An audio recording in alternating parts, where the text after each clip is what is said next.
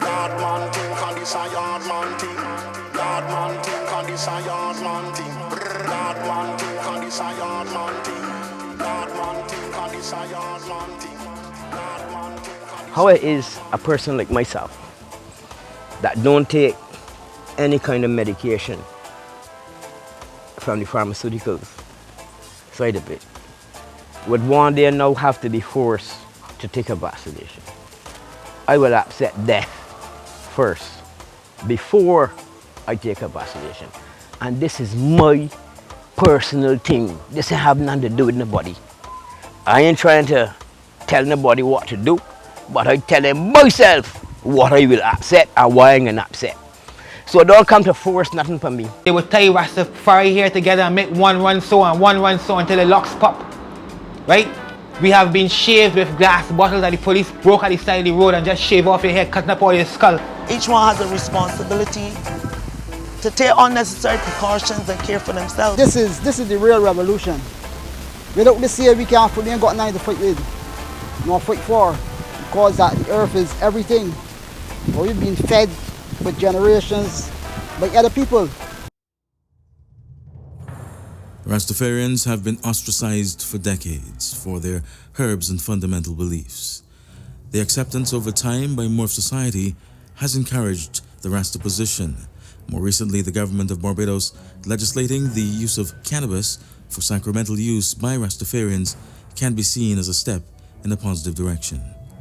Now, with the advent of COVID-19, social distancing, misinformation, and potential mandatory vaccinations, this community still feels challenged in its quest for equality and respect. Here are some of their stories.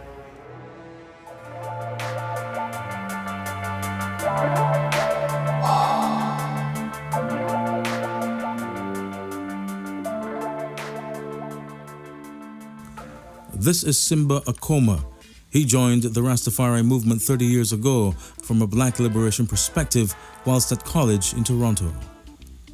He joined the African-centered club there after experiencing bouts of racism that further led him to the studies of liberation leaders like Walter Rodney, Stephen Biko, Mandela, and Marcus Garvey, which ultimately opened the door to Rastafari. So for me, the Rastafari movement is a black liberation movement that has an underpinning religious or spiritual sort of context it. But for me, really, I base it on African liberation. Today, I would really like to reason about cannabis in Barbados and the Rastafari movement here. Recently, we have seen the introduction of laws that allow for a medicinal cannabis industry. From the inset of the conversation, of the reasoning that surrounded the medical cannabis industry, they had to have public opinion, legal opinion, medical opinion, and the government, the parliament set up what was called a joint select committee meeting. I was the first, I had the opportunity to speak first. The minister in Darware would have invited me. In Darware is the Minister of Agriculture. And the medical cannabis industry is being framed under the Ministry of Agriculture along with the Ministry of Health. So I was invited by the Minister of Agriculture in Darware, Minister Ware, to speak at the Joint Select Committee meetings. I did this, I was actually the first to speak, and I spoke on behalf of an organization that I founded, a charity that I founded. It's called the African Heritage Foundation. And we advocated for the traditional, cultural, medicinal use of the plant. We said that it was unconscionable, unjust, immoral to want to demonize a plant for the better part of 50 years, right? Disrupting lives, incarcerating people for long and short spaces of time, disadvantaging them from work, and even on to death. right? That it was unconscionable to move from that position into a position where you're now saying, because when that position was held, the authorities, the experts, the same FDA and the CDC and the WHO, the WHO, all these people were saying that cannabis had no medicinal properties. Sorry, hence it was placed as a Schedule 1 drug. Now they're saying that it does. They realize that it does have medicinal properties. But what has happened is that they have framed an industry that has left out the very people that have been telling them that cannabis has medicinal properties, which is the Rastafari community. Known as Arius or Blood, his journey of understanding herbs and plants spans many years, starting from early childhood, passed on to him by the matriarchs of the household, both his mother and grandmother. And this one, the people call hug me close, or the devil's horsewhip. Gives you a lot of energy, Archelaus. A lot of energy. And because we're speaking about herbs and we here in this little patch, we can swing around to a lot of things. The person that is suffering with asthma, and drinks this is known as milkweed. That anytime that you pick it, you always see the milkweed, the milk from the weed. We come a little closer here. This one is called wild pepper grass. And with all the girls that having problems with the periods and drink this, then the problems just disappear. And these are also good too for when you put in it, if you're making a salad, to take the seeds and sprinkle them in the salad. This plant has a lot of alkaloids and it is good. Now people, these things growing on the ground. If you can't buy food, that can cause you to be eating food, craving food all the time. What you do? Resort to the land. In my humble way, and keeping myself quiet and doing what I got to do. COVID, the C stands for creating, and let me go down the line. Creating our vision in detail. And a guy called Ralph Smart educated me to that. Creating our vision in detail. We have a lot of time that we have to ourselves. And the place is more quiet now, which means it's good to get into. You can do your meditations. You can do whatever you want to do. And project what you want for the best for yourself. As far as something to use, I have a book called The Medicinal Plants of Barbados. It's not mine. This belongs to a guy called Mr. Maynard. So, if we go into the book and come down to something, look at it, they have some pictures in it. Look at this baby here. And we all know this. It's called ball bush, governor's balls, man piaba, hot bush. And this is figure 2.58. So if we move to figure 2.58, I remember, brother, this book ain't get right last week, not last year. 2.58. Look, they got the scientific name.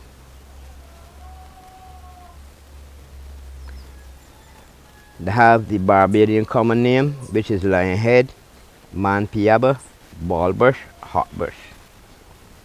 Local preparation: a tea of the leaves or an infusion of the leaves for colds. Bioactive chemical profile, terpenoids, essential oils. And then the validation of the potential use of the plant. Look what it says here: specific plant terpenoids and lignoids, possesses potent antiviral activities against severe acute respiratory syndrome, coronavirus. Bringing more light to his book, the author, Dr. Damien Cohall, senior pharmacologist in the Faculty of Medical Sciences at the University of the West Indies Cavo campus in Barbados. So let's talk about efficacy and safety, or the effectiveness or safety of the use of plants. In 2014, my assessment of plants that were used for medicinal practices in Barbados indicated that 51% of these plant uses, right, were with an extract that had a pharmacologically active principle that was consistent with the medicinal use of that plant.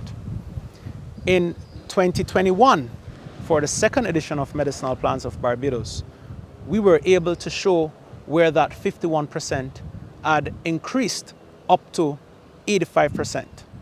There have been many assessments being done in laboratories, not only in the West Indies, but right across the globe on these plants that we use here in Barbados for medicinal purposes. Right?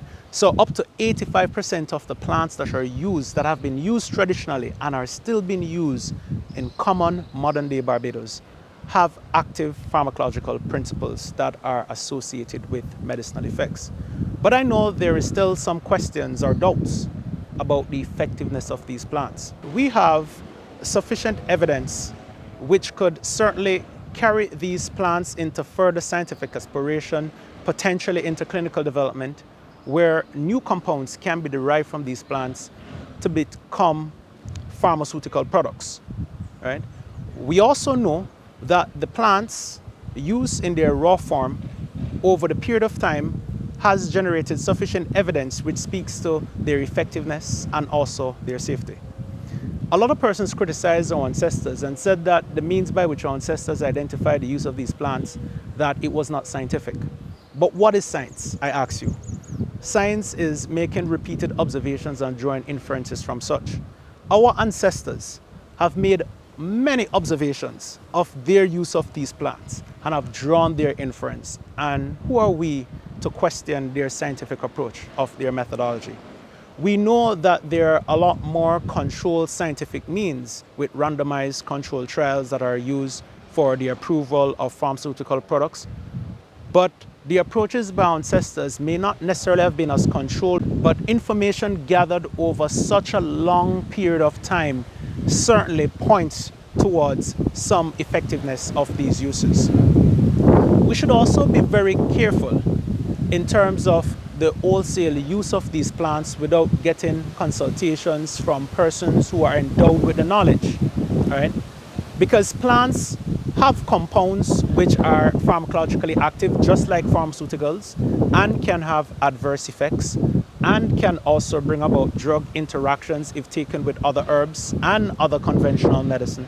So we should always approach the use of these plants carefully. The origins of Rasta has often been misunderstood. Rasimba's beliefs are deeply rooted in its history, dating back to many great liberators. There are two different locations for the introduction of Lux into Rastafari. Coming out of Marcus Garvey, the Garveyites, who formed the first set of Rastafari with a brother called Leonard Howell, who is quoted to be the first Rastafari. You know, they call him the Gong. You know, he had a Rastafari commune called Pinnacle. The brother Ras Bonagis would have gone to Pinnacle and come down out of Pinnacle after reasoning with Leonard Howell to form what was called the Youth Black Faith, the Nyabingi. Before this, the advent of Lux, it wasn't there. Now remember, at this time, this was around the 30s, you know, early 40s coming forward. What was happening at that time was that, you know, there were a lot of liberation struggles on the continent, you know, in Africa. And one of these struggles was taking place in Kenya. And the president of Kenya, a man called Jomo Kenyatta, who was known as the Burning Spear. His freedom fighters, they were called the Mau Mau warriors. And the Mau Mau warriors were dreadlocks people. To show you that locks, the wearing of locks is an African retention. It is not something that Rastafari made up. And there was a general in the Mau Mau army called General Kamati. And General Kamati, when he was captured, they made a big deal out of it. The colonialists made a big deal of it, and they had it all over the papers. Rastafari, emerging Rastafari in Jamaica, saw these pictures and saw locks as a stamp and a sign of the African liberation struggle and took that onto themselves. That is one chain of thought. Another chain of thought comes from a more biblical perspective. Actually, it comes out of the Old Testament, the Levitical laws that are found in Numbers. I think Numbers chapter 7. And, it says that, anyone that wants to separate themselves unto the Lord, should not cut their hair or shave, the hair from around the face. They should keep from around unclean things. There are lists of things that they should eat and they should not eat. Some races keep that Levitical law very seriously. Others, like myself, not too seriously. Levitical law says that you shouldn't eat anything off the vine. So by right, if I was following that, I wouldn't eat pumpkin, cucumbers, those things. And there are races that don't eat those things. So that's one train of thought that, there was that. And when Rastafari emerges and they started to revisit the Bible now, we said to ourselves, wait, the same Yesus, ISS, Jesus, whatever name, pronunciation you want to put to the title, he came from Nazareth. He was a Nazarene. His forerunner, John the Baptist, he lived in the wilderness. He ate locusts. When I was a little boy, I thought locusts was grasshoppers. But we realized that locust is a herb, so he was eating herbs and wild honey, just like Rastafari. And if you're out in the jungle, in the bush, in the wilderness, anyone, whether it's Indian, white, black, and you don't comb your hair, it is going to tangle together and form locks. So it is only natural to think that John the Baptist had locks, that the ISS of Nazareth had locks, and more than likely his disciples. We know of stories of Samson, and other, relevant advents of locks within, that spiritual connection. Within the Nyabingi, there are three different drums. One is called the thunder or the bass drum. It is a big drum, and it stands on a stand, and you play it with a stick, and the stick has a sponge pattern at the head. It's called a boof, and that sounds like boom, doop, boom, doop, very heavy. Then there's a middle drum, which is a little bigger than this drum, and it's called the funde, is the middle drum. And that drum, the brethren playing that drum will just play, which is called the heartbeat, just like this. This is the rhythm of Nyabingi. This is the rhythm of life. This rhythm can be put into basically any kind of music, especially African-centered music. It's the rhythm of life. So that is the heartbeat. Then there's this drum, which I play. So this is my personal drum. The drum is made, this is actually a coconut shell. Right, it's a coconut tree trunk. Right, I got this from Jamaica in my early times in going to Nyabingi in Toronto. And the skin, this is goat skin. Right, female goat skin. Right, so it's actually leather right now, so it's stretched over to give them. So this drum, which is the little drum, the smallest of the three drums, is called the repeater or the ketty. Whenever if you hear the sound, ketty drum. So this is the drum that they're speaking about. And this drum is said to repeat the judgment. So while the bass drum gives you that, the thunder, and it gives you the call, and the heartbeat, sets the rhythm. This drum, right, is sort of like the interpretation of anything. You speak to this drum. So you have the heartbeat, but then with this drum, you can mix up.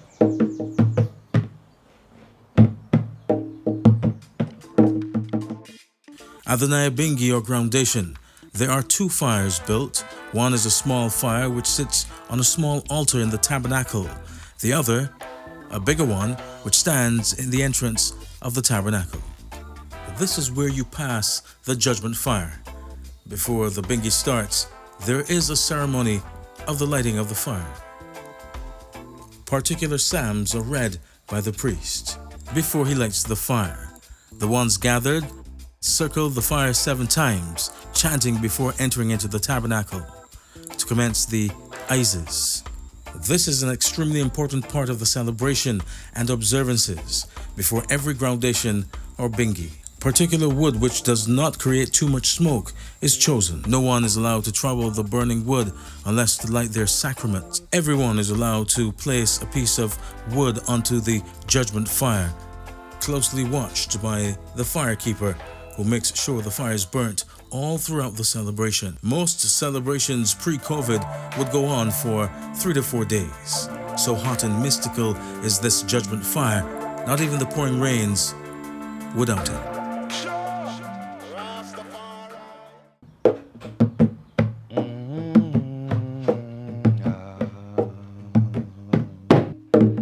So we have hundreds of chants. So each morning, I get up, I will prepare what I call my sip, which is my herb, and I will show you how I put together my steam chalice. You know, I spoke about the steam chalice before as an application of how, you know, we use herb. Part of my morning meditation, my new day call, we don't really like to say morning Rastafari because morning connotates, you know, some sort of sadness, you know, and we love the brightness and the possibilities of every new day. So if you move with me, you know, moving from the drums, as I say, you know, cannabis is a big part of, you know, my daily sacrifice. Okay, so this is vervain here, right? It's called blue vervain. There are different varieties of vervain. So what I'm gonna do is just take 2 leaves, right, of the vervain. And this is the beauty of the steamers. I can come right outside and pick my thing. So if I had my herb tree, I was gonna do the same thing, right? So I'm gonna take these 2 leaves, right? We're just gonna show you the little flower, the pretty flower, right? But I'm using the leaves, right? I'm not using this part per se, not for the steamers. When I boil in tea, I use this part and the flowers. But for the steamers, I can just use 2 leaves, and maybe 3. So this is my application here. This is what I'm going to load my kachi with. I take the gritty, right, and I put it over here on top.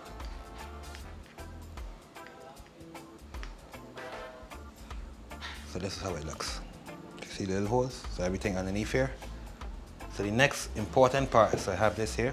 And lean up there. So I have that part ready.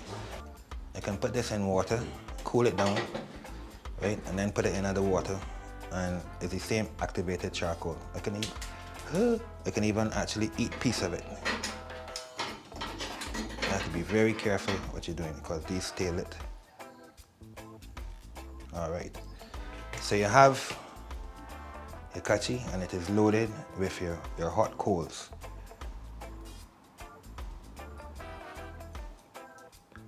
See how you can even hear the crinkling. Crinkle, crinkle, crinkle. So what I do now in giving thanks, right, you place the kachi on top here, right? And we give thanks, you know, again for the day and for the glory. So I come outside because here it's really like a little hot.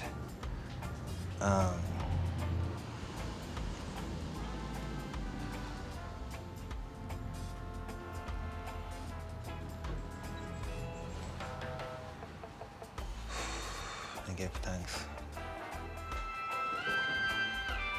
So then what we do, the application is that, you know, you breathe out, let all your air out. It's like a yoga exercise, you know. It's like how you, like martial arts, you know, you breathe out, then you breathe in. So when you breathe out all, then you pull.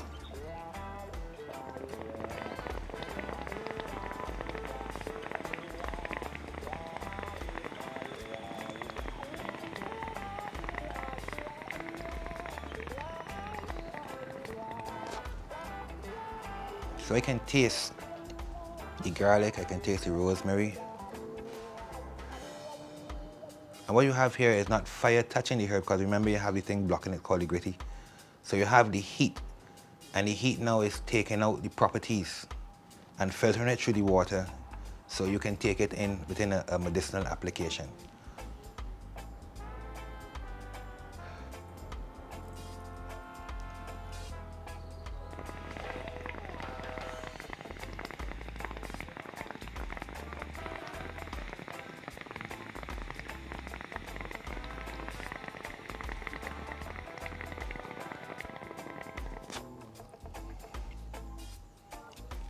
So it is steam that you're taking in and exhaling and not smoke. Land to live on and farm has always been part and parcel of Ras Jelani and Ras Irika's vision. Not only do they preach self-sufficiency, they believe everyone should be empowered to put food on their own table.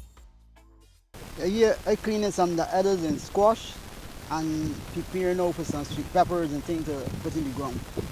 That's what we're doing right now. I born into it. My whole family, nearly all of my family was farmers. So I continue with it throughout the time. Don't even expect that I really pick it forward up in a serious way. But I born with it. This is the real revolution. Without this here, we ain't got nothing to fight with, nor fight for, because that the earth is everything. But we've been fed for generations by other people. So it's time now that people should get up and start to feed themselves. And then they will got something to fight for, to march for, you know what I mean?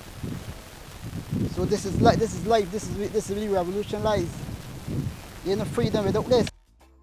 All I can say that I preparing. And other people should get up and do the same thing too as well.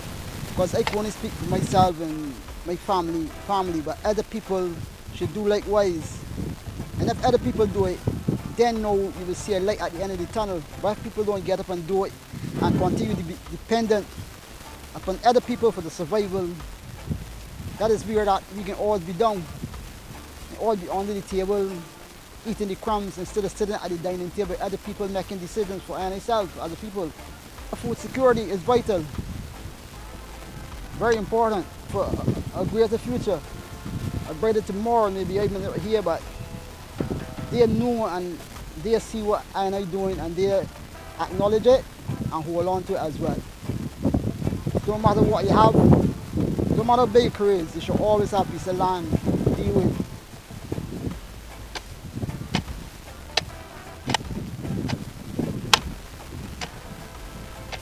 As far as our liberty and the holistic lifestyle that that we promote in terms of sustainable development and utilizing the products from our natural resources. Here we have our gully root. This is a potent Caribbean herb, that is known as kojo root, gully root, and it's a very good herb, antibacterial, antifungal. As the literature says, it's very good for cancer and tumors and so on, and bush baths, and that cleansing, healing remedy that our indigenous people of the Caribbean is so accustomed to using, the natural plants of the earth for the healing of the nation.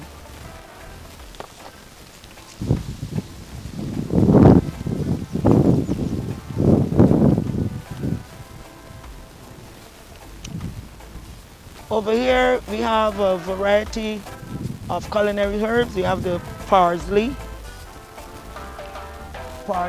we have the marjoram, there's the thyme,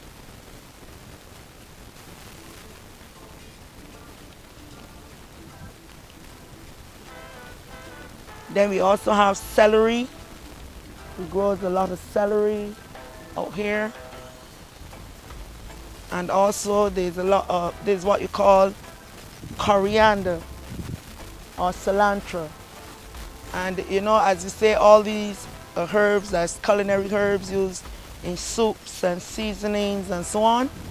And also they say that all the spices also has medicinal properties as well. Shadran Benny. Shadow Benny, also known as weed too, see?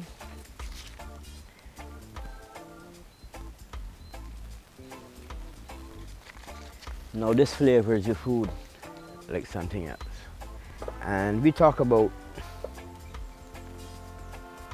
the Bible and thing, right? They speak about this, they call this single Bible. What we know as Alice.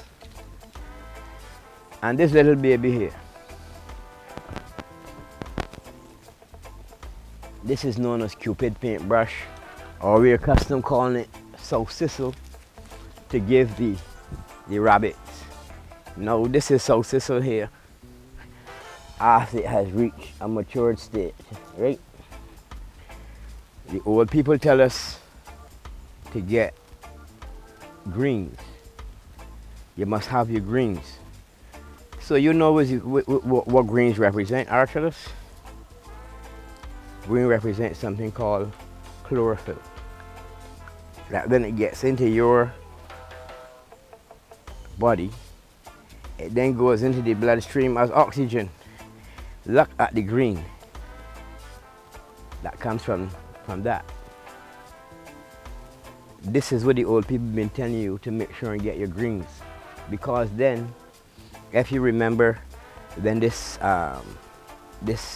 pandemic that they have now, when this first came about, they tell you about your if your immune system is intact or working, then you won't have a problem. So they also say it's a respiratory disease too. So if it's a respiratory disease, which means that from blood clots and everything is a lack of oxygen in your blood. And by the way, I am not a doctor. I learned this from my grandmother, my great-grandmother, how to assist people when they have ailments. Because the curing is up to God, but we assist people when they have ailments. Now, the importance of this is that when there's no food and you have this, like making a salad or just eat it just like that, then you don't crave food and you're not hungry. So this is one of the things that we as people should know for when the food boat can come across the ocean. This baby here, and it grows with this follower. And the good thing about it is that we give all the things that are good to the animals. We feed this to the rabbits, and we feed the turtles with the hibiscus flowers. 4 hibiscus flowers give you the daily supplement of iron that your body will require. Just 4 red hibiscus flowers. And all of these things are documented. Oh, and while we're talking about chlorophyll too, if you get it, people talking about medicinal marijuana. We don't need no medicinal marijuana. Marijuana came here medicinally. Look up a book called The Emperor Wears No Clothes and see that if you get marijuana to eat, the chlorophyll that is in marijuana, people won't be sick. And these things the people know, all the authorities know, because all the evidence is in the universities. Even the University of West Indies, they haven't got to do no research. Now all the research has been done already, a long time. I have information inside that I can show you what I'm speaking about. So it is real easy for us to be healthy, but because of tradition and because of this taste being manipulated to only things that are sweet, is why we have so many problems. You see, it's real easy. We go in the supermarket and we buy a lot of tea bags with things that are growing right here among us. Look at this one. Everybody goes in the stores and you buy chamomile. This is chamomile. Huh? So why go in the store to buy it? Especially with your money now being squeezed tight. You got to know these things. You drink this calms you, you sleep well, all is good. Now, all the fruits that we eat, like the guava, all the fruits that we eat, we can take the leaves and make tea with them. But now let's jump to our communicable conditions, the infectious conditions. And because we are in a period where we're talking about COVID, and not only talking about it, but unfortunately we are experiencing COVID because it's a very real virus. And that's the first thing I would like to say out there, that the novel coronavirus, this specific strain and the variants of this strain, right? It's very real.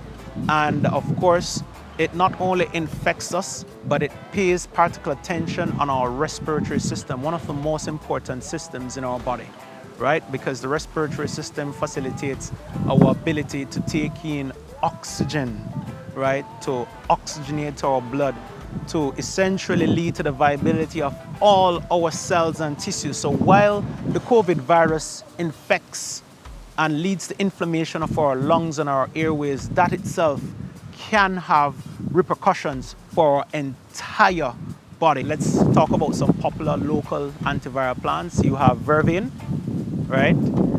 I spoke about cerci earlier, but cerci is also antiviral, has antiviral properties, right? I called seed on the leaf earlier. It has been reported to have antiviral properties as well. And I will round up my top 4 by also mentioning cure for all, right? So there are 4 popular plants that are used commonly and have been passed on from generations to generation here in Barbados that have been touted to have antiviral properties. But let me explain something to you, and this is very important. These plants have been used over years primarily as cooling teas, most of them, right? And that itself is an interesting concept. And if time permits, I will say a little bit about cooling, right? But these teas, unfortunately, because of variances in practices, these teas have not been standardized in terms of how they're used by the population. So if you speak to Mary and you speak to John and you speak to Miss Herbert, right, at the back of the corner or the gap, they will all tell you about how to prepare cerci, but they will tell you in different doses. My recommendation, right, on the use of plants is always to go with moderations, right? And generally, when you're making cooling teas, it's roughly about 2 grams of dried plant material, which would be infused by a cup of hot water. Infused. I didn't say boil the plant material because I preach moderations, right? So the antiviral moieties in these plants will be extracted upon infusion, right? And these teas, because they are less concentrated than a decoction, which is boiled, they could aid along with your recovery if you have a viral infection. Now, I said antiviral activity. Now, let me tell you something about the COVID virus. Even soap and water can get rid of the COVID virus. So there's an understanding, there's a perception, which can be scientifically validated, that even these antiviral plants may also be able to assist. I can't say they may be completely be able to restore one's respiratory health, right, upon being infected by COVID, but they certainly can assist. But it's still important to have discussion with your physician. Within the group of Rastafari, I had helped to pen an article in the early, right, speaking about exemptions from the vaccine for the Rastafari community. So the Rastafari community has been, as I was saying before, opposed to vaccines, you know, as much as possible. You know, so I'm not saying that if we get a nail jerk, I think we're not gonna go and get a tetanus shot, you know, or if we had to get a painkiller because of a broken bone or something, you know, but within reason. And there's always that choice. And the vaccination would always have been a last resort. I hear many people in the society saying, well, what's the problem, Rastafari? What's the problem? You know, our children have to be vaccinated to go to school. It's already mandatory. And I would like to tell the public, no, it's not. I have 2 daughters. One is 27 and my baby is 20. They have both been through to school and they have never had a vaccine because there are vaccine exemptions, and my organization provides vaccine exemptions for parents that do not want their children vaccinated and they can go to school. So we have a whole lot of unvaccinated children already in the school, right? Because we have had that option. So right now we are asking the government, you know, if this exemption, the affidavit that we presently use, if it would be good for the COVID as well. When we remember, we have been ostracized from the society for many things. Every move Rastafari has made, right, we have been ostracized. Starting with our proclamation, right, that we are Africans. In an environment such as this, with infectious disease at our doorstep and penetrating borders across the world, I think each man has a right to decide his own destiny. And the element of skepticism and uncertainty is also there. And for those who don't want synthetic drugs in their bodies, you know, they have a choice. Those who want to take that kind of medication, they too have a choice. And, you know, and be free to do as they like. But I think that we should not be divided as a people. As long as you have people wearing masks for continued, for too long a period. Now, don't get me wrong. You have to go in the people's supermarket, you put on your mask. But why when you're going to be walking across the path to you by yourself, you still got on a mask? Well, what are you doing? This is the real revolution. Without this here, we ain't got nothing to fight with. No fight for, because that the earth is everything. As far as most Rastafarians are concerned, their resilience has outgrown the typical victim mentality.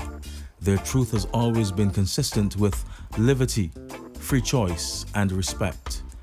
As long as the Rastafari lives on planet Earth, that struggle will continue.